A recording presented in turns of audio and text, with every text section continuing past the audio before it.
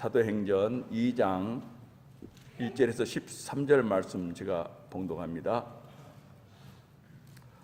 오순절 날이 이미 이름에 저희가 다 같이 한 곳에 모였더니 호련히 하늘로부터 급하고 강한 바람 같은 소리가 있어 저희 앉은 온 집에 가득하며 불의 혀같이 갈라지는 것이 저희에게 보여 각 사람 위에 임하여 있더니 저희가 다 성령의 충만함을 받고 성령이 말하게 하심을 따라 다른 방언으로 말하기를 시작하니라.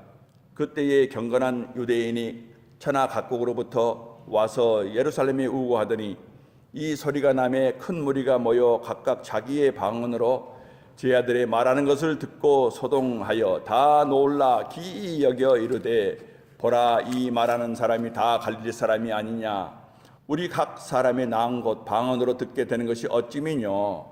우리는 바데인과 메데인과 엘람인과 또 메소포타미아, 유대와 가바도기아, 본도와 아시아, 부르기아와 밤빌리아, 애굽과 및 구레네에 가까운 리비아 여러 지방에 사는 사람들과 로마로부터 온 나그네 곧 유대인과 유대교에 들어온 사람들과 그레데인과 아라비아인들이라. 우리가 다 우리의 각 방언으로 하나님의 큰 일을 말함을 듣는도다 하고 다 놀라며 우욕하여 서로 가로되 이 어찌한 일이냐 하며 또 어떤 이들은 조롱하여 가로되 저희가 새술이 취하였다 하더라. 아멘. 올해는 교회 정체성을 강조하기 위해서 이 주일 강단에서는 이렇게 사도행전을 이렇게 부분을 계속해서 보면서 이렇게 설교를 하겠습니다. 오늘은 정말 이제 시작 부분인데요. 종교다원주의 시대입니다. 그래서 이 필요성이 그렇게 절박합니다. 우리는 사도행전을 이제 봐야 돼요. 교회사를 여러분 보라고 말씀드렸는데 교회사는 사도행전의 연속입니다. 그래서 하나님이 어떻게 일하고 계신지를 보시기 위해서는 또 교회가 어떻게 시작된지를 보기 위해서는 초대교회 성도들이 어떻게 신앙생활했는지를 보기 위해서는 사도행전으로 우리는 다시 돌아가야 합니다. 다원주의 시대, 혼합 종교조 시대입니다. 그래서 많은 사람들이 기독교를 이제 변질시키는 거예요. 마치 세상의 많은 종교들 중에 하나로 생각한단 말이에요. 많고 많은 종교 중에 하나다. 또는 어떤 사상이나 철학같이 생각하기도 해요. 요새 TV 강좌 보니까는 신학 교수라는 사람이 성경, 공자, 맹자, 논어 중용해가지고 막 비교하면서 막 강의를 하는데 참 정말 가관해. 정말 말도 안 되는 얘기잖아요. 또 교회 안에 많은 사람들이 기독교를 마치 어떤 정말 자주 말씀드리지만 도덕적인 삶이나 선행을 위한 어떤 윤리적인 가르침 같은 것으로 또 생각한단 말입니다. 그래서 이런 사람들 제일 좋아하는 것은 주님의 산상수훈이에요. 산상수훈을 그렇게 좋아해요. 왜냐하면 세상 문명에 맞춰보면 기가 막힌 교훈이 나오거든요. 그러나 정말 산상수훈은 중생치 않은 사람들은 절대로 이해할 수 없는 그런 주님의 설교지요. 또는 이 시대는 물질주의가 팽배한 시대에서 교회를 마치 사람들이 운영하는 어떤 기업처럼 생각하는 거예요. 기업을 운영하듯이 교회를 운영하는 거예요. 그래서 전도란 미명하에 온갖 전략을 따내서 비즈니스를 하고 있는 시대가 바로 이 시대예요. 여러분이 영안을 열어서 보면은 정말 참상을 보게 돼요. 다는 그렇지 않겠지만 일부 교회 그렇다는 거죠. 그러나 이런 것들은 모두가 다 성경이 증거하고 있는 기독교하고는 아무 상관이 없는 그저 사람들이 공교하게 교환해내서 만들어낸 것뿐이다. 우리는 이 사실을 정말 알아야 돼요. 여러분, 저와 여러분이 믿고 있는 기독교가 성경에서 증거되고 있는 것이 아니라면은 우리가 아무리 열심을 내고 있다 해도 열심을 내면 낼수록 더 이건 죄악 가운데 빠지는 거예요. 진리 안에 있지 않기 때문에 마치 사도 바울처럼. 바울 되기 전에 사울이 그랬잖아요. 열심히 내면 낼수록 교회를 핍박하고 하나님을 대적했던 거예요. 진리 안에 있지 않기 때문에.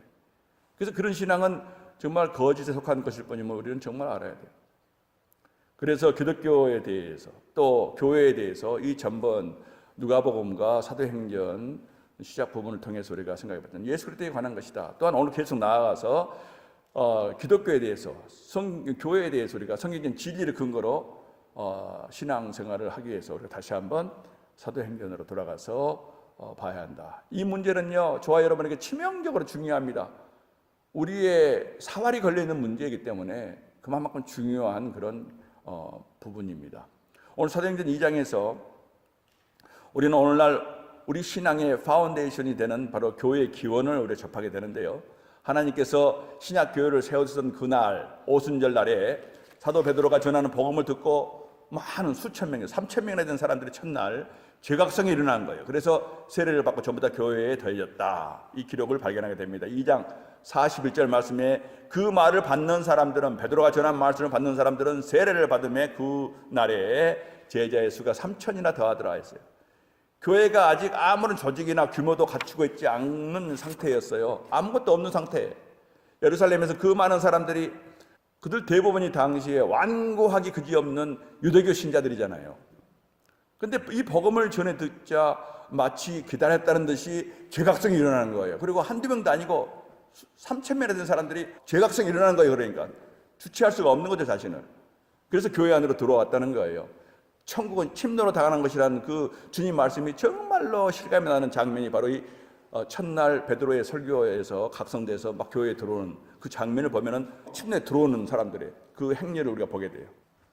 이렇게 오순절날 신약교회가 시작되던 날 교회는 마치 정말 기름 심기에다 불을 당겨서 정말 확확 타오르기 시작한 불길처럼 재각성이 막 일어나면서 교회 안에 사람들이 막 들어오는 거예요. 그러니까 부흥이 시작된 거예요. 교회가 어떻게 그토록 역동적으로 세워지게 되는 것인가 우리는 생각해 봐야 돼요. 그래서 우리는 우선 그 일을 주관했던 12사도를 생각하게 되는 거예요. 그들의 입에서 나온 복음 때문에 그랬거든요. 그런데 그들에 대해서 성경 기록을 우리가 자주 보지만 정말 그들은 정말 보잘것없는 사람들이었어요. 촌부들이었어요. 갈릴리의 촌부들이에요. 어부들이거나 아니면 기껏해야 마태나 레이처럼 뭐 세리 출신 정도였다는 거죠. 그래서 당시 베드로나 요한이나 이들의 설교를 듣고 있던 예루살렘 사람들도 정말로 의아하게 생각했다 하고 성경이 이 사실을 증거하고 있다는 거죠. 사도행전 4장에 베드로가 설교하고 있는 것을 보고 있던 유대인들이 보면서 거기 13절에 베드로와 요한이 기탄 없이 말하는 것을 보고 그 본래 학문 없는 범인으로 알았다가 이상히 여기더라 했어요. 저 사람들 못 배운 사람들인데 이래요. 학문 없는 범인이라는 말은요, 원문으로 의미를 보면은 unschooled, not schooled예요. 배우지 못한, 학교를 다니지 못한, 무식한 자라는 의미거든요. 그런데 그럼에도 불구하고 베드로와 요한이 복음을 전하자 수천 명의 사람들의 마음에 놀라운 일들이 막 일어나는 거예요. 2장 37절에 나오잖아요. 저희가 그 말을 듣고 마음에 찔려 물어 가로되 형제들아 우리가 어찌할꼬? 그럼 우리가 어찌해야 되냐? 큰일 났네 이러는 거예요. 마음에 찔려. 회개를 말하잖아요. 이들은 그래서 결국은 결단하고 세례를 받고 교회에 들어오게 됐다 하는 기록입니다. 4장이지요. 이렇게 당시 교회를 시작했던 사도들과 제자들은 배운 것이 정말 없는 자들이에요. 영향력이나 권세나 재물은 더더욱 없었어요. 그렇다고 오늘날처럼 광고 수단도 없었고 인터넷도 없고 무슨 프로그램 같은 것도 뭐 없고 아무것도 없었다는 거지요. 그런데 이들이 어떻게 그토록 많은 사람들을 결신시키면서 바로 예루살렘을 발칵 뒤집어 놨냐는 거지요. 나중에는 로마 제국을 뒤집어 놓은 거예요. 이 소수의 무리가 시작해서 여기에는 오직 한 가지 답밖에 없다는 거지요. 그것은 하나님께서 하신 일 때문이었다. 아멘. 사도들에 의해서 세워진 교회, 뭐가 도대체 저렇게 됐는가 하고 우리가 생각해야 돼요. 그리고 성경에서 그것을 확인해야 돼요. 사도행전에서 과연 무엇이 저토록 드라이브해서 사람들이 그토록 많은 사람들이 회개의 각성이 일어나고 교회 안에 들어와서 교회를 이루면서 그렇게 됐던가. 사도행전 내용입니다. 오늘날 많은 교회들이 있고 또 교회 안에 많은 사람들이 있습니다. 그런데 어떤 사람들은 뭐 지금까지 해온 습관이나 전통에 따라서 어떤 의무관이나 습관에 따라서 예배에 참여하고 또는 교회 생활을 하고 있어요. 그냥 기계적이죠. 이런 사람들도 있고 또 어떤 사람들은 밝고 안락한 분위기가 좋아요. 예배 분위기가 좋잖아요. 요즘 뭐 대단하잖아요. 그리고 교회에 흥겁고 다채롭고 이런 프로그램들 때문에 사람들 만나 교제하고 그리고 집에 오면 좋아요. 그냥. 근데 성경은 전혀 그렇지 않다는 거예요. 여러분, 기독교는 절대로 그런 것이 아닙니다. 기독교는 언제나 오늘 우리가 확인하겠지만 살아계신 하나님의 적극적으로 행동으로 이루어진 것이 교회다, 기독교다는 거예요. 하나님은 살아계셔서 역사하시는 바로 그 현장이 교회고 기독교인 거예요. 호련히 하늘로부터 급하고 강한 바람 같은 소리가 있어 저희 앉은 집에 온 집에 가득하며 이렇게 기독교는 시작되고 있는 거예요. 기독교는 하나님께서 일하고 계신 곳이다. 우리 인간들이 무언가를 컨트롤을 하고 있는 것은 이미 더 이상 교회가 아닌 거예요. 그건 뭡니까? 하나님에 의해서 우리 모두가 지체들이 다스림 받고 컨트롤을 받는 것이 교회요, 기독교인 것을 믿으시기 바랍니다. 성경이 그걸 증거하고 오늘 그 증거를 우리가 받아야 돼요. 확실하게 받으시기 바랍니다.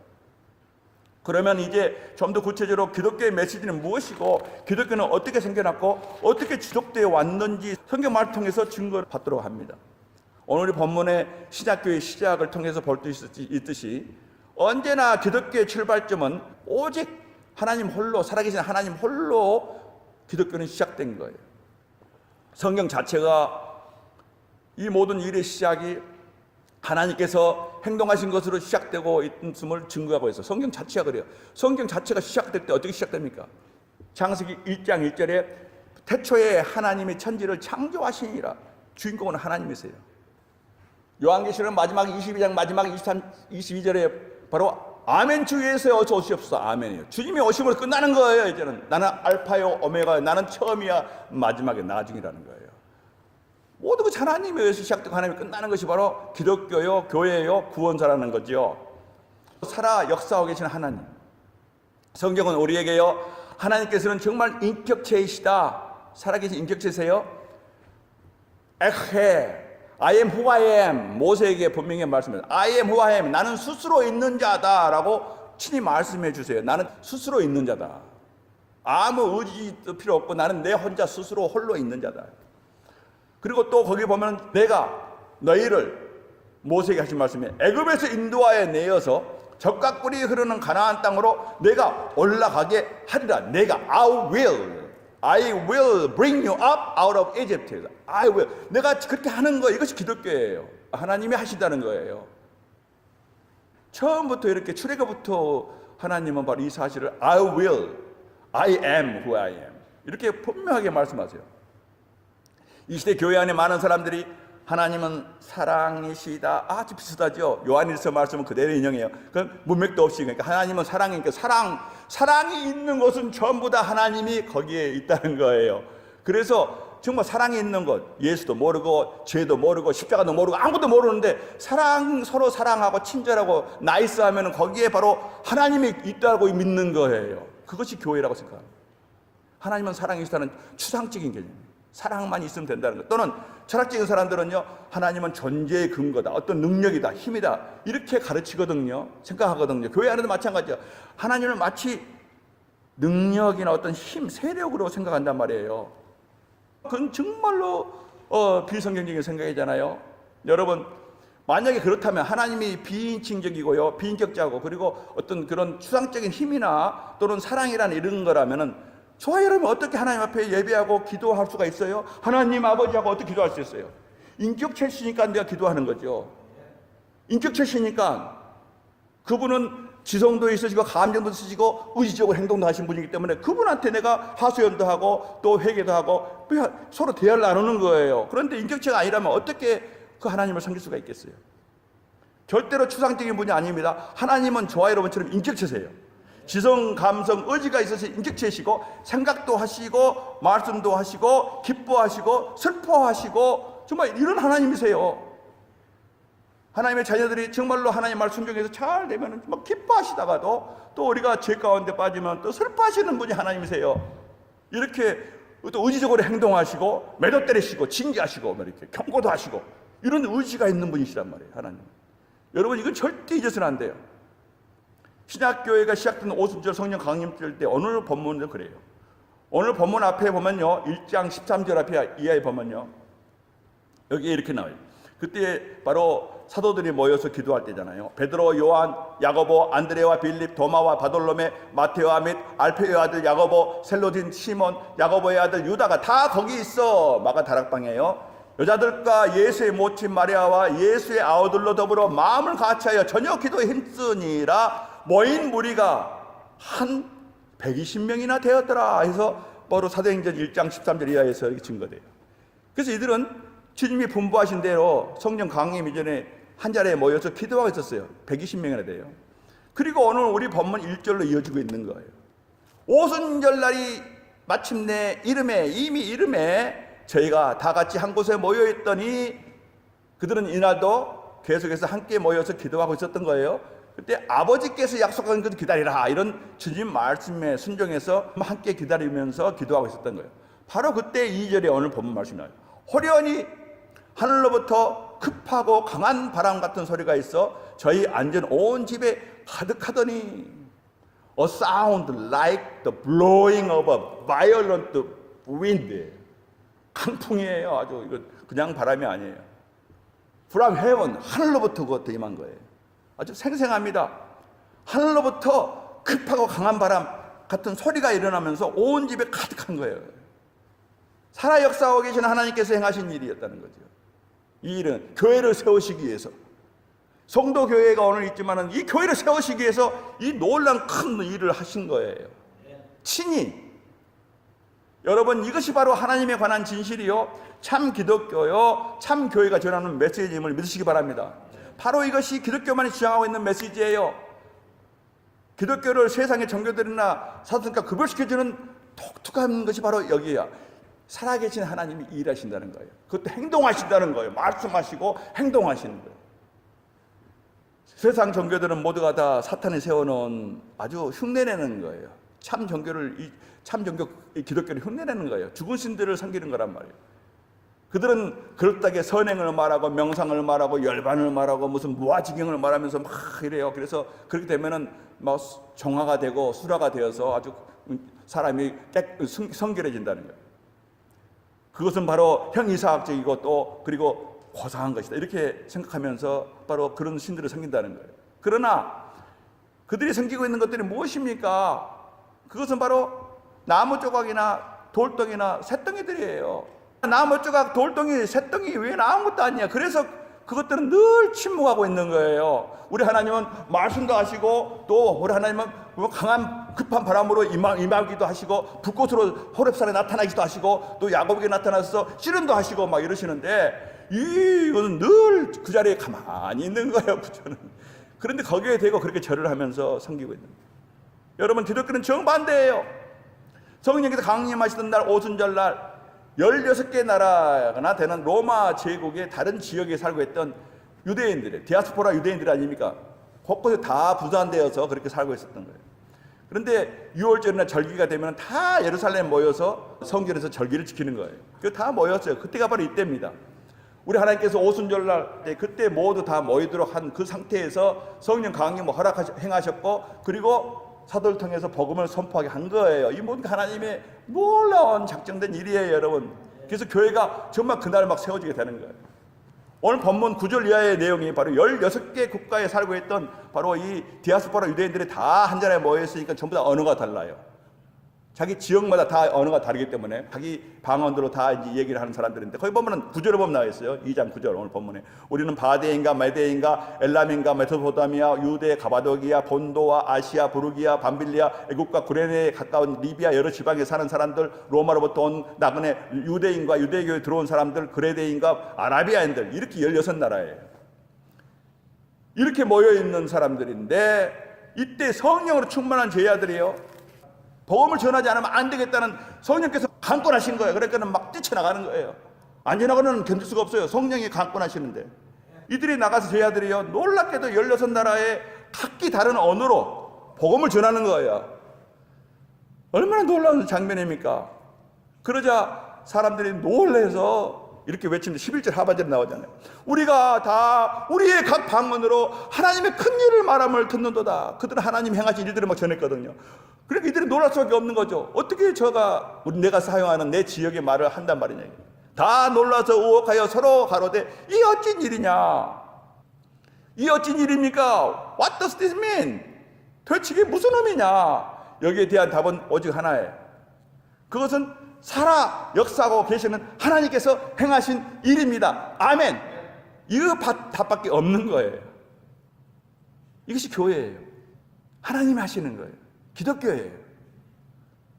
여러분, 이것이 바로 기독교의 메시지고 교회의 메시지인 줄 믿으시기 바랍니다. 지금도 마찬가지예요. 하나님이 하세요. 우리는 순종해야 돼요. 거기에 이것이 교회의 모습이에요. 참 모습이에요.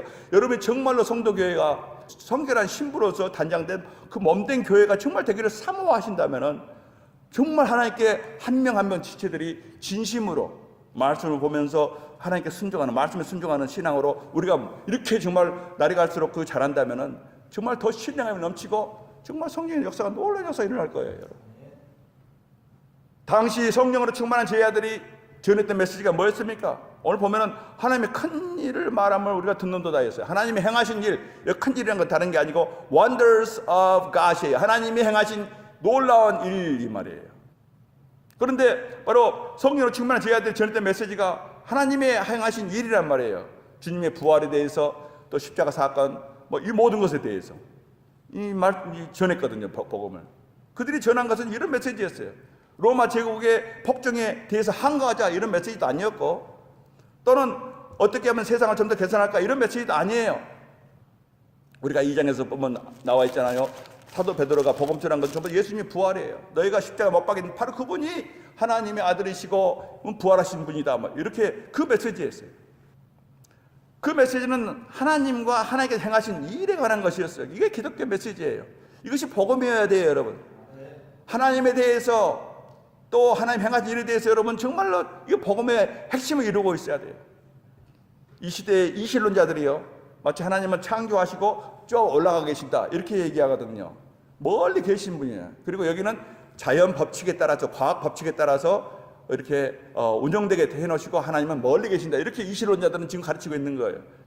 그러니까 그들은 과학에 매여서 벗어나면 이것은 완전 죄처럼 생각해요. 과학적인 그런 사고방식에 빠진 사람들이, 크리스찬들. 하나님은 당신이 지으신 이 세상을 내려다보시고 모든 일에 일일이 관여하고 행동하시는 살아서 역사하고 계시는 하나님이심을 우리는 알아야 돼요. 멀리 계신 분이 아니라 지금 우리 현장에 와 계시는 거예요. 성령을 통해서 간섭하고 계시고 지대한 관심으로 우리를, 백성들을 늘 인도하시고 보존하시고 돌보시는 그런 하나님이세요.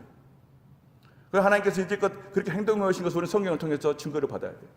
성경에는 이런 증거로 가득 차 있고 지금 계속해서 창세기부터 시작해서 계속 이어지면서 사도행전으로 이어지고 있는 거예요. 간단히 요약해 보면요, 이 세상은 인간의 조상 아담과 하와가 에덴 동산에서 하나님을 거역한 이후로 죄가 관영하게 됐다. 지금까지 큰 혼란에 빠져 있지 않습니까? 죄 때문에 그래요. 하나님을 거역한 우리 시조 아담 하와 때문에 그래요. 모든 문제, 인간의 문제는 바로 여기서 시작되고 있는 거예요. 그러니까 인간은 오랜 세월 지식과 학문과 문명, 철학 같은 걸 타용해서 우리의 인생들의 모든 죄 문제라든가 모든 이런 부도덕한 문제를 해결해 보려고 애쓰고 애썼잖아요. 유토피아를 꿈꾸면서 맨날 교육을 힘쓰고 했잖아요. 그런데 그럴수록 더욱더 큰 혼란에 빠질 수밖에 없었어요. 아무 해결책이 없어요. 인류의 역사가 그러잖아요. 그런데 하나님께서 아담이 범죄한 후에 저녁에 서늘한 동산에 내려오셨다고 그랬어요. 내려오셔서 죄 가운데 떨고 있는 아담과 하와에게 말씀을 하셨어요. 그들의 악함을 드러내시고 그들을 버리셔서 에덴 동산에서 쫓아내셨어요. 그런데 하나님은 그냥 쫓아내신 게 아니에요. 하나님의 형상을 지음받은 우리 인간들에게 특별한 관심을 가지고 계시거든요. 그래서 그들을 불쌍히 여기신 거예요. 우리 인생들을 불쌍히 여기신 아담과 하와를. 그래서 뱀을 저주하신 그 말씀 중에 아담과 하와에게 처음으로, 우리 인류에게 처음으로 약속을 하셨어요. 언약을 말씀해 주셨어요. 그게 창세기 3장 15절 말씀입니다. 내가 너로, 뱀에게 한 말이에요. 그런데 여기에 언약이 들어있어요. 여자와 원수가 되게 하고 너희 후손도 여자의 후손과 원수가 되게 하려니, 여자의 후손은 예수님이죠. 내 머리를 상하게 할 것이다. 뱀, 사탄아. 그러나 너는 그의 발꿈치를 상하게 할 것이다. 뱀, 너는 바로 그 여자의 후손은 발꿈치를 상하게 할 것이다. 십자가에서 고난을 받으신 거예요. 이렇게 약속을 하여 주셨어요. 만약 이 약속이 없었다면 저와 여러분 지금 오늘 여기서 이렇게 하나님 예배하는 일 없어요. 이 약속 때문에 우리가 구원받은 거예요. 하나님은 언약을 하시면 반드시 지키신 하나님이시거든요. 창세기 3장 15절에서 약속을 하셨는데, 정말 이 약속은 하나님께서 이 세상과 이 세상의 일에 지대한 관심이 있으셨기 때문에, 인생들은 하나님의 형상을 닮았기 때문에 사랑하신 거예요. 그래서 장차 행하실 일을 바로 약속하신 것이 바로 오늘 창세기 3장 15절에, 성경은 이처럼요, 맨 처음에 태초에 하나님 천지를 창조하셨죠. 하나님에 관한 책이라는 거죠. 하나님께서 이렇게 하시고 저렇게 하시고 모든 하나님에 관한 책이라는 거죠. 그래서 성경은 하나님의 활동의 역사책과도 같다, 이렇게 우리는 말할 수 있어요. 하나님의 활동사가 성경에 자세히 기록되어 있는 거예요. 성경 내용은 바로 그거예요. 인간의 타락 기사 이후를 보면요, 아담이 범죄한 후에 인간은 하나님께 등을 돌리고 죄로 깊은 영적 잠에 빠져 있었던 그런 인류의 역사예요. 인간들이 물적이고 또 타락한 삶으로 인해서 하나님 보시기에 세상에 죄가 관영하게 됐거든요. 어떻습니까? 그래서 바로 노아 홍수 사건이 일어난 거죠. 하나님께서는 죄에 관영한 그 세상을, 그 당시에 그 세상을 도저히 용납이 안 된 거예요. 그래서 홍수 심판으로 이 세상을 멸하신 거예요. 노아의 가족만 보존하신 거예요. 계속해서 하나님이 계속해서 이렇게 행하신 거예요. 인류 역사는요, 하나님이 친히 주관이 되셔서, 주권자 되셔서 행하신 역사가 바로 인류 역사고 또 성경의 내용인 거예요. 하나님이 이렇게 하셨다, 저렇게 하셨다, 이렇게 행하셨다라는 내용이에요. 그 후에 무슨 일이 있었습니까? 노아 홍수 후에 영리한 인간들은 다시 번성하자 11장 4절 말씀에, 자 성과 대를 쌓아서 대 꼭대기를 저 하늘에 닿게 하여서 우리 이름을 내고 온 지면에 흩어짐을 면하자 하면서 바벨탑을 쌓았어요. 하나님께 도전장을 낸 거예요. 우리가 저 하늘에 이르겠다. 기껏 쌓아봐야 한 30m밖에 못 샀어요. 그런데 그걸 갖다 하늘에 가겠다고 지금 하고 있는 거예요. 바벨탑을 쌓았어요. 하나님께 도전장을 낸 겁니다. 여러분, 정말 이것이 인류의 모습이에요. 성전을 짓고 하늘에 닿은 대를 세우자. 마치 오늘날 사람들이요, 우리는 과학과 지식으로 또는 생명공학으로 이곳에 지상낙원을 세울 수 있다 이러면서 열심히 정말 과학의 성과 대를 쌓고 하는 그런 것을 오늘 보잖아요. 그러나 하나님께서 바벨탑을 보시고 행동하셨어요. 하나님이 이렇게 행동하십니다. 지금도 마찬가지지만 그때도 마찬가지예요. 하나님은 인간들이 더 큰 죄를 짓기 전에 바벨탑으로 내려오셨어요. 삼일체 하나님이 내려오셔가지고 그들의 언어를 혼란스럽게 하시고 전부 다 부시면서 전 세계로 흩어지게 만드신 것이 바로 바벨탑 사건이에요. 하나님이 행하신 거예요, 여러분. 하나님이 행한 것을 계속 보시기 바랍니다. 성경 전체 내용에. 그 후에도 하나님께서는 죄악으로 관영한 소돔과 고모라 심판 행하지 않으셨습니까?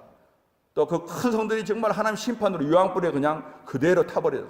하나님이 행하신 거예요. 인류 역사예요. 그러나 그런 와중에서도 우리 인생들을 불쌍히 여기셔서 하나님께서는 바로 아브라함의 하나님이 되어 주신 거예요. 이스라엘의 위대한 구속사가 어떻게 시작됩니까? 그것은 하나님께서 우상에 들끓고 있는 갈대아 우르에서 아브라함이라는 한 죄인을 하늘에서 내려다 보셨어요. 불쌍히 여기셨어요. 이유 없어요. 불쌍히 여기셨어요. 그래서 하나님께서 내려오셨어요. 내려오셔서 아브라함을 불러내셨어요. 그리고 가나안 땅으로 가거라. 이렇게 지도 말씀하시고 인도해 오셔서 가나안 땅에 오게 만드신 거예요. 사랑하는 성도 여러분, 바로 이겁니다. 이것이 바로 기독교의 본질이요, 교회의 메시지여야 돼요. 하나님이 이렇게 하고 계신다, 해오셨고 지금도 하고 계시고 앞으로도 하신다, 끝날 때까지. 이것이 기독교의 메시지여야 되고 여기에 우리는 순종해야 돼요. 이것이 우리 신앙의 핵심이 돼야 돼요. 하나님께서는 정말 지금도 살아계셔서 인격적으로 행동하시는 하나님. 하나님은 사람의 생각 속에서 만들어진 그런 관념적인 존재가 절대 아니에요. 사람이 어떻게 하나님을 이렇게 생각해냅니까? 불가능한 일에 제한된 이 성으로. 그분은 처음부터 살아계셔서 역사하고 계시는 인격체이시다. 얼마나 성경에 하나님이 행하신 일들이 많이 기록되어 있냔 말이에요. 야곱이라는 아주 가련한 사람이 있었어요. 야곱에게는 그보다 훨씬 장부 같은 에서라는 쌍둥이 형이 있었잖아요. 야곱은 쌍둥이 형의 장자권이 탐이 나서 에서로 변장한 후에 아버지 이삭이 에서에게 주려고 했던 장자 축복을 다 가로챘어요. 그리고 그날 형이 무서워서 목숨을 보존하기 위해서 바로 삼촌에게 받던 하람으로 바로 도망쳐야 했죠. 그런데 도망치던 날, 그날 밤에 정말 루스 광야에서 아무도 없는 그 무서운 황량한 곳에서 야곱이 피곤해서 광야에서 돌베개를 하고 자고 있었는데 그때 너무나 놀랍고 생생한 장면을 야곱이 목격한 거예요. 하나님께서 그에게 나타나신 거예요. 나타내 보이셨어요. 그리고 야곱과 내가 너와 함께 해주겠다는 약속의 말씀을 또 해주신 거예요. 그런 야곱이 얼마나 놀랐겠습니까? 야곱이 깜짝 놀라 잠에서 깨어 하나님을 경외함으로 외칩니다. 두렵도다 이것이요, 다른 것이 아니라 이는 하나님의 전이요 이는 하늘의 문이로다 하면서 그것을 베이트엘 하나님의 집이라 이렇게 명명하지 않았습니까? 생생하잖아요. 역사적인 사실이에요. 하나님은 그렇게 당신의 사랑하는 야곱을 향해서 내려오신 거예요. 찾아오신 거예요. 행동하신 거예요. 성도 여러분, 바로 이것이 기독교예요. 저와 여러분의 하나님께서는요, 기독교의 참 기독교, 참 교회의 하나님께서는요, 이렇게 인간의 삶에 개입하시고 친히 말씀하시고 친히 행동하시는 하나님이심을 믿으시기 바랍니다. 이것이 교회의 전부예요. 저와 여러분 신앙이 전부라는 거예요. 여기서 우리 신앙이 안 돼 있으면 안 되는 거예요, 여러분. 항상 주인공은 하나님이세요. 내가 주관이 되면 안 돼요, 여러분. 내 신앙은 내가 주관하는 게 아니에요. 하나님께서 나를 다루시는 거예요. 나를 컨트롤 하셔야 돼요. 내가 내 신앙 컨트롤 내 마음대로 합니까? No! 그것은 기독교가 아니에요, 여러분. 야곱이 20년 세월 끝난 다음에 형 에서가 정말 자신과 가족들을 모두 죽일 것이라는 두려움을 안고 돌아오는 길에 얼마나 무서웠습니까? 그날 밤에 야복강 나루터에서 가족들은 전부 다 요단강을 건너게 만들고 자신은 다시 돌아와서 그 야복 나루터에서 얼마나 고민하면서 기도하고 있었습니다. 바로 그때 또 하나님께서 내려오신 거예요. 하나님께서 오신 거예요. 찾아오신 거예요. 행동하신 하나님. 그에게 내려오셔서 이번에는요, 밤이 새도록 야곱과 씨름을 하셨어요, 여러분. 하나님을 여러분 보시기 바랍니다. 기독교에 이게 어떤 관념이 아닙니다, 여러분. 그리고 야곱을 축복하시고 야곱의 이름을 이스라엘이라고 바꿔 부르시지 않았습니까? 하나님과 씨름했다. 그 이름이 이스라엘. 그 야곱이 하나님을 대면했던 것 아닙니까? 그래서 야곱이 너무 감사해서 그곳을 바로 푸니엘, 하나님의 얼굴이라고 이렇게 명명하고 지금 남아있잖아요. 푸니엘, 베델, 이스라엘. 전부 다 증거예요, 증거. 역사적인 사실임의 증거란 말이에요. 이름에 다 남아있고 지명에 남아있잖아요. 성경 말씀이. 성도 여러분, 베델로, 야복 강가로, 푸니엘로 성도들을 찾아오시는 하나님, 이것이 기독교임을 믿으시기 바랍니다. 여러분이 왜 구원받았어요? 여러분이 왜 교회에 왔어요? 하나님이 여러분 심령 가운데 역사하신 거예요. 만나주신 거예요. 부르신 거예요. 그래서 나오게 된 거지, 내가 치고 따라 나오거나 뭐 이런 데 나온 게, 그것은 피상적인 것이고, 실제로는 내가 교회에 나온 것은 하나님 성령을 통해서 나에게 찾아오신 거예요. 잘 모를 수도 있어요. 나중에 여러분이 성숙한 신앙 될 때는, 저 신령한 정말 하나님 교제할 때는 이렇게 울면서 이럴 때가 올 거예요. 하나님, 그때 하나님이 하셨군요. 울 거예요. 정말 울 거예요, 여러분. 하나님이 그때 그렇게 하셨군요. 우리는 무지해서 잘 몰라요, 영적으로. 우리는 기도하지도 못하잖아요. 마땅히 빌 바를 알지 못하고 성령께서 대신해 주세요. 우리가 마땅히 빌 바를 알지도 못할 때가 너무나 많아요. 신앙생활 한다면서. 우리는 모르는 게 너무 많아요, 지금요. 나중에 주님 앞에 서면은 거저 깨닫게 되면 그때 가서 엎드려서 주님이 다 하셨군요. 이럴 때가 반드시 옵니다, 여러분. 여러분, 그 외에도 많아요. 모세라는 사람도 마찬가지예요, 여러분. 미디안 광야에 목동원에 있던 모세를 호렙산에서 찾아오신 거예요. 그것도 불꽃, 떨기나무에 불꽃을 찾아오신 거예요, 여러분. 모세가 오신 거예요, 여러분. 나는 너의 조상의 하나님이니 아브라함의 하나님, 이삭의 하나님, 야곱의 하나님이라 가르쳐 주십니다. 모세는 거룩한 하나님을 뵙는 순간에 너무 두려워서 벌벌 떨고 있는데 그때 하나님이 계속 말씀하세요. 그 중요한 말씀이 있어요. 출애굽기 3장 8절에요. 모세에게 이렇게 계속 말씀하십니다. 내가 하늘로부터 애굽에 있는 나의 백성 이스라엘의 고통을 정령이 보고 그 부르짖음을 듣고 그 고난을 알고 내가 내려와서 이제 그들을 애굽의 손에서 건져내고 그들을 그 땅에서 인도하여 가나안 땅에 이르게 하려 하노라. 모세야. 아멘. 무슨 말씀이에요? 영어로 한번 들어보세요. I have indeed seen, 봤다는 거예요. The misery of my people in Egypt. 내 백성들이 이집트에서 그 어려운 고통 가운데 있는 것을 다 봤다. 비참을 다 봤다. I have heard the crying out. 그들이 울부짖는 것을 다 들었다. And I am concerned about their suffering. 그들의 고통에 내가 정말 걱정이 되는 거예요.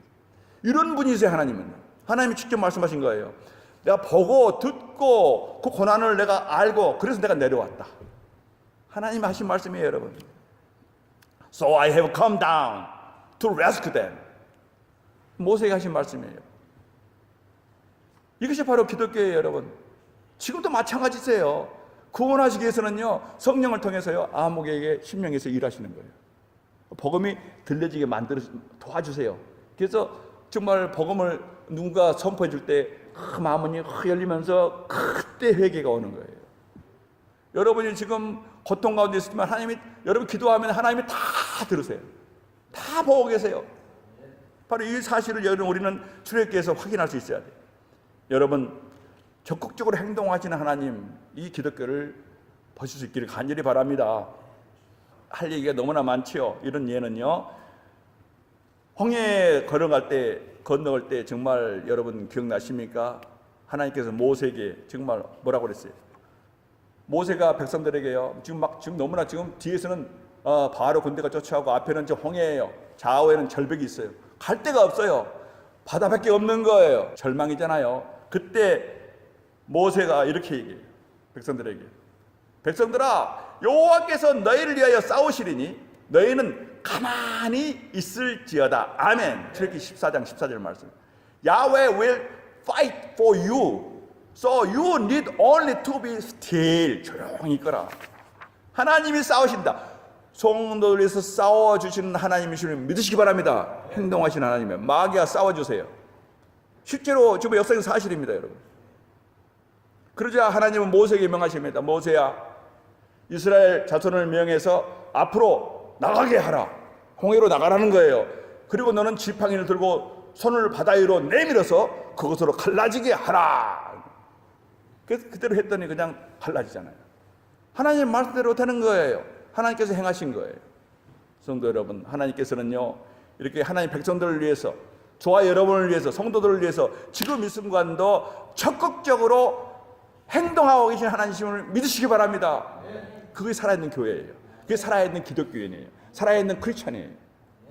정말로 신앙에 살아있는 성도예요. 이것을 벗어나면 안 돼요, 여러분. 평생 다하도록 오늘 이 말씀을 정말로 생명의 말씀을 붙잡아야 돼요. 하나님이 하시는 거예요, 지금 모든 것을요. 히브리서 기자 말대로 이런 얘기는요, 다윗이나 그 많은 사사들이나 선지자들이나 갈멜산의 엘리야 같은 이 모든 것 다 얘기하자면 시간이 모자랐다고 그랬어요. 정말 성경은 얼마나 이 모든 정말 하나님의 이 어떤 그런 일하시는 행동사가 얼마나 자세히 되어 있는지 몰라요. 통쾌한 장면 하나만 얘기하고 넘어가죠. 엘리야 선지자가 살아계신 하나님을 증거하는, 가장 이방인들에게요, 살아계신 하나님을 정말 가장 분명하게 증거해주는 정말 신명나는 그런 장면이 있잖아요. 바로 이것은 열왕기상 18장이에요.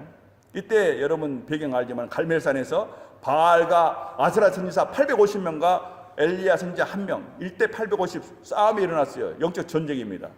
그래서 엘리야는 그 거짓 선지자들 바알과 정말 아스라 선지자 850명에게 도전했어요. 이렇게 합니다. 18장 24절 열왕기상에 보면은, 너희는 너희 신의 이름으로 부르라. 나는 여호와의 이름을 부르니 불러 응답하신, 하늘로부터 불러 응답하는 신, 그가 바로 참 하나님이라. 이렇게 도전했어요. 엘리야는 계속해서 그들에게 도전합니다. 어느 신이 참 하나님인지 보리라. 수소를 잡아 조각을 내서 제단 장자기 위에 놓고 너희 신 바알에게 구하기를 하늘에서 불을 내려서 재물을 사르라고 기도해봐라. 이렇게 도전했어요. 그래서 850명 거짓 선지자들이요, 이 바알과 아스라 선지자들이요, 이제 기도하기 시작했어요. 엘리야는 옆에서 지켜보고 있어요. 그런데 1시간, 2시간 기도를 해도 그 바알신이라는 것이 조용하기만 해요. 침묵만 지키고 있어요. 그러자 엘리야는 그들과 그들의 신 바알을 조롱합니다. 너희들은 큰 소리로 부르라. 그는 너희 신인즉 묵상하고 있느냐 지금? 혹 잠깐 나갔는지, 혹 여행 중에 있는지, 혹 잠이 들으면 깨워야 할 것인지, 이러면서 조롱하는 거예요. 어디 갔냐 너희 신이? 얼마나 통쾌한 장면입니까? 쇠 조각이고 나무 조각인데 무슨 말을 할 것이며 무슨 행동을 하겠습니까? 침묵만 지키고 있을 뿐이에요. 초조해진 거짓 선지자들은요, 급기야는 칼과 창으로 자기들 몸을 찌르는 거예요. 그러면서 광란에 빠져서 막 아우성치지만, 그러나 그들의 신 바알은 묵묵부답이에요. 답이 없어요. 침묵만 하고 있는 뿐이에요. 그들의 섬긴다는 신이 나무 조각이고 허상인 것이 백일하에 드러난 거예요. 자, 이제 엘리야 차례입니다. 앞으로 나와서 그들처럼 증언부를 안 했어요. 기도도 뭐 1시간, 2시간 안 했어요. 살아계신 하나님 하늘을 바라보면서 기도를 드립니다. 36절에 나옵니다. 아브라함과 이삭과 이스라엘 하나님 여호와여, 주께서 이스라엘 중에서 하나님이 되심과 이 모든 일을 행하는 것을 오늘날 우리에게 알게 하옵소서 하면서 기도를 했더니, 기도를 드리자마자 그때 하늘에서 여호와의 불이 내려와서 그 번제물과 나무와 돌과 흙을 다 태우고 도랑에 있는 부어만 놓은 물까지 전부 다 핥아버렸다고 그랬어요. 물기가 하나도 없이 다 태워버렸어요.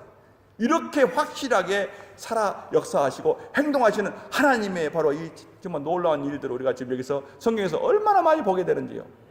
통쾌한 장면 아닙니까, 여러분? 살아계신 하나님이요, 오직 한 분이신 여호와 하나님만이 바로 이 일을 하시는 거예요.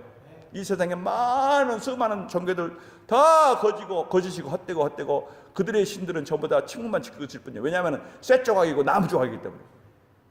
여러분, 바로 이 하나님이 기독교의 하나님, 저와 여러분의 하나님이세요. 그분은 살아계시고 행동하고 계신 하나님. 오늘 다시 한번 확신하시고, 행동하시는 하나님에 대한 확신 가운데, 믿음 가운데 신앙생활 하시기를 간절히 바랍니다. 자, 여기서 끝난 게 아니잖아요. 자, 계속 조금만 더 봅시다. 말라기 선지자 이후로 400년 동안 주님 오실 때까지 하나님 말씀이 주어지지 않는 공백기예요. 400년 동안. 그런데 이 기간이 끝나자 하나님께서는 마침내 또 행동하기 시작하셨어요. 세례 요한 때입니다. 세례 요한 광야에 있는데 하나님 말씀이 그에게 임했다. 하나님 말씀이 광야에 있는 사가랴의 아들 요한에게 임한지라. 이렇게 해서 하나님께서 요한에게 말씀을 들려주신 거예요. 그래서 이렇게 또 다시 재개하신 거예요. 400년 동안 공백기는 하나님께서 주권하여 하신 거예요. 그 이유로 우리는 몰라요. 하나님께서 나중에 우리가 뵈면은 우리가 설명해 주실 거예요. 왜 400년 동안 공백기였는지, 왜 하나님 말씀이 임하지 않았는지. 그러나 다시 재개하신 하나님. 그래서 다시 이제 하나님이 바로 계획하신 모든 일들을 이루기 시작해요. 마침내 바로 이 일이 있고 난 다음에 마침내 하나님께서 창세기 사신 약속 말씀, 내가 너로 여자와 원수가 되게 하고 너희 후손도 여자의 후손과 원수가 되게 하리니 여자의 후손은 너희 머리를 상하게 할 것이요 너는 그의 발꿈치를 상하게 할 것이라. 이 창세기 3장 15절에서 약속하신 그 약속을 이제 마침내 이루시기 위해서 엄청난 일을 행하신 거예요. 바로 그는 갈라디아 4장 5절 말씀에 때가 참에 하나님이 그 아들을 보내사 여자에게서 나게 하시고 율법 아래 나게 하신 것은 율법 아래 있는 자들을 속량하시고 우리로 아들들의 명분을 얻게 하려 하심이라. 아멘. 주님이 오신 거예요. 여자의 후손이 태어난 거예요. 여자에게서. 나사렛 예수는 인간들 가운데 사셨던 하나님의 아들이 태어나신 거예요. 하나님께서 당신의 영원한 계획을 행하셔서 정말 이렇게 놀라운 일을 행하기 시작하셨어요. 여러분, 행동하시는 하나님을 보고 계십니까 지금? 아들을 보내신 분도 행동하시는 하나님이세요. 이 예배 가운데 지금 우리 각자 심령에서도 하나님께서 일하고 계신 줄 믿으시기 바랍니다. 그리고 때가 참에 우리 주님이 오셔서 그 모든 사역을 끝내시고, 그리고 마침내 오늘 우리 본문이 이어지고 있는 거예요. 여기까지 오기 위해서 제가 다 그동안에 한 30분 동안 얘기한 거예요. 그렇죠. 오늘 마침내 여기 2장에서 하나님께서 참으로 기이한 방법으로 약속을 지키시면서 이루시면서 그의 시작 교회를 세우신 거예요. 여자의 후손들이 머물 곳이 어디예요? 바로 이 교회잖아요. 그래서 오순절날의 이름에 마침내 저희가 다 같이 한 곳에 모였더니 그때 호련히 하늘로부터 급하고 강한 바람 같은 소리가 있어 저희 앉은 온 집에 가득하며, 바로 이겁니다. 이것이 바로 하나님이 마침내 이 일을 행하신 거예요. 하나님의 구원사를 이루시기 위해서 그리스도께서 약속한 성령을 보내셔서 교회를 세워주신 거예요. 주님이 분명히 약속하셨거든요. 승천하시기 전에 요한복음 14장 16절 말씀에 내가 아버지께 구하리니 그가 또 다른 보혜사를 너에게 보내사 영원토록 너희와 함께 있게 하시리라. 저는 진리의 영이라. 이분이 오실 거라는 거예요. 내가 떠나는 것이 너에게 유익이라. 내가 가면은 그가 너에게 오리라. 성령께서 너에게 올 것이다. 이 약속이 그대로 이루어져서 오늘 본문 2장 2절 3절에 이 사건이 일어난 거예요. 하나님이 때가 되니 행하신 일이 바로 이 일이에요. 교회를 세우신 일, 성령 강림입니다. 여러분, 예루살렘에서 시작된 초대교회 때의 그 교회가 지금 전 세계에 이렇게 널리 존재하고 있는 이유, 그동안에 수많은 핍박이 있잖아요. 그럼에도 불구하고 교회는 건재합니다. 하나님의 백성들은 지금도 어디에나 있어요. 지금 오히려 없는 것이 없을 정도로 교회는 세계 각국에 다 있어요. 어떻게 이렇게 된 겁니까? 12명의 초원부들 12명의 사도들로 시작된 바로 연약한 자들. 그런데 오늘날 이 전 세계를 다 뒤덮고 있어요. 여기에 대한 답은 딱 하나예요. 그것은 바로 하나님께서 친히 성령을 통해서 교회를 통해서 행하고 계시는 바로 그 하나님의 능력 때문이다. 바로 이 사실을 믿어야 돼요, 여러분. 우리 주님이 하신 말씀이잖아요. 사도행전 1장 8절 말씀에 오직 성령이 너희에게 임하시면 너희가 권능을 받고 예루살렘과 그 다음에 유대와 그리고 사마리아와 그리고 저 땅끝까지 이르러 내 증인이 되리라 하시니라. 아멘. 마침내 땅까지 이룬 거예요. 이제 주님이 오실 일만 기다리고 있어요. 바로 주님이 오실 일만 남은 거예요. 여러분, 하나님께 성령을 통해서 영혼들의 각성과 교회의 복음 전파를 위해서 지금도 이 순간도 행동하고 계시는 하나님인 줄 믿으시기 바랍니다. 여러분, 급하고 강한 바람을 보내서 교회를 세우신 것, 이것이 바로 우리 교회의 유래입니다. 이것이 기독교고, 기독교는 처음부터 끝까지 모든 것이 하나님의 행동이다. 그리고 그 메시지는요, 우리 인간은 모두가 죄 가운데 있어 구원을 받아야 한다. 하나님께서 구원의 길을 다 마련해 놓으셨다. 이 메시지예요. 기독교의 메시지는 하나님의 초자연적인 어떤 행동이나 기적에 관한 것이 아니라는 거예요. 기독교의 메시지는 사람들에게 선행하라는 그런 것도 아니에요. 그 누구도 선행으로 구원받은 자는 아무도 없어요, 여러분.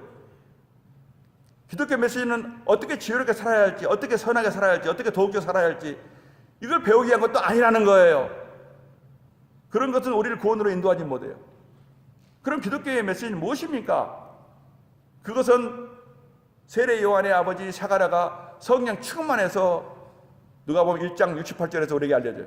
찬송하리로다 주 이스라엘의 하나님이시여 그 백성들에게 신이 오셔서 속량하시고 아멘. He has come and has redeemed his people. 놀라운 메시지잖아요. 친히 오셔서 그의 백성들을 대속하시고 구원하신다는 거예요. 우리 하나님이 이런 분이세요. 성령 강림 당시에 예루살렘에 있었던 사람들은요, 다 놀라며 의혹하며 서로 가로되 이 어쩐 일이냐? What does this mean? 마찬가지예요. 어느 날 우리도요, 하나님께서 우리 인생들에게 행하신 일들을 다 이해할 수 없어요. 기독교는 전능하신 하나님이 능력으로 되어진 일이기 때문에 다 이해할 수 없어요. 기독교는 자주 급하고 강한 바람이기 때문에 이해하지 못할 때가 많아요. 우리도.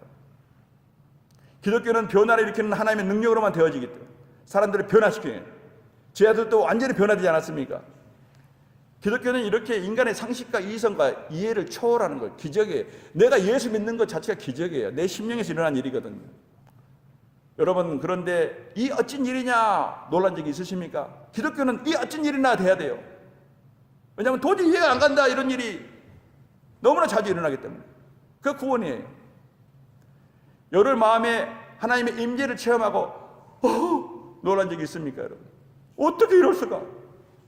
여러분의 마음에 강같은 평화가 막 갑자기 넘치는 것을 체험하면서 아니 이럴 수가 놀란 적이 있냐 말이에요. 우리의 알판인데 막 기쁨이 넘치는 그런 경험 있냐 말이에요. 놀랄 일이에요, 여러분. 그렇게 지루했던 하나님의 말씀이 갑자기 성경보다 더 달콤해져서 너무너무 기쁘고 이 말씀을 위해서 막 내가 막 너무 행복한 거예요. 이런 것으로 놀란 적이 있냐 말이에요. 하나님이 이런 일을 하시거든요. 성령께서는. 만약에 내 신앙이요, 내 머리로 이성으로 다 이해할 수 있는 것 뿐이라면은, 아니 이 어찌 일이냐가 아니가 내가 다 이해할 수 있는 일일 뿐이라면은, 내가 원하는 대로 그 내 신앙을 내 컨트롤할 수 있다면은 그것은 이미 기독교가 아니에요. 왜냐하면 내가 컨트롤할 수 없는 게 기독교예요. 하나님이 하신 일이 기독교인데 내가 다 할 수 있고 내가 다 결정하고 내가 다 머리로 이해하고 다 내 결정한 이렇게 나 정해놓고 하는 건 기독교가 아니라는 거예요. 하나님이 행하시기에 나를 붙이고 나를 다루시는 거예요, 하나님. 이것이 기독교라. 성경이 그러잖아요, 지금. 이게 어쩐 일이냐? 다 놀라 의혹하며 가로되. 바로 이것이에요. Amazed and perplexed, they asked one another, What does this mean? 기독교는 그래서 언제나 하나님의 행하심이에요, 여러분. 언제나 하나님의 손길이요, 하나님의 능력이라는 거죠.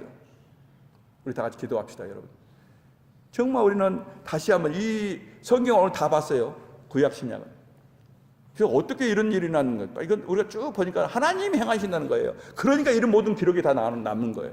그럼 이것이 기독교예요, 여러분. 교회예요. 여러분 기독교 신앙이에요. 여러분 신앙, 저와 여러분 신앙이 되어야 돼요. 하나님이 일하신다. 하나님은 끊임없이 일해 오식을 보여주셨어요. 계속 보여주고 계시잖아요. 그리고 지금도 하고 계시고 사도행전에서 계속해서 지금 계속 이루어지고 있는 일이에요. 사도행전. 그렇다면은 나의 신앙은 지금 어디에 있는 것인가? 내 문맥, 어떤 문맥에서 내가 지금 신앙생활하고 있는 것인가? 이 문맥에서 하셔야 돼요, 여러분. 계속 찾아오시는 하나님이세요. 모세에게 찾아오시는 야곱이 베들에서, 엘리야가 갈멜산에 늘 찾아오시고 행하시는 하나님, 행동하시는 하나님께서 나를 다루셨고 나의 삶에 들어오셨고 정말로 사람이 결코 할 수 없는 일을 해 오셨습니다 하고 고백할 수 있는 신앙이 돼야 돼요. 하나님, 이런 성경에서 나에게 가르쳐준 바로 이 강하고 바람 같은 소리가 있는 바로 이 하나님이 행하시는 이 신앙이 기독교요 나의 신앙이 되기를 간절히 사모합니다. 이것도 간절하게 우리가 한번 돌아보면서 우리 기도합시다.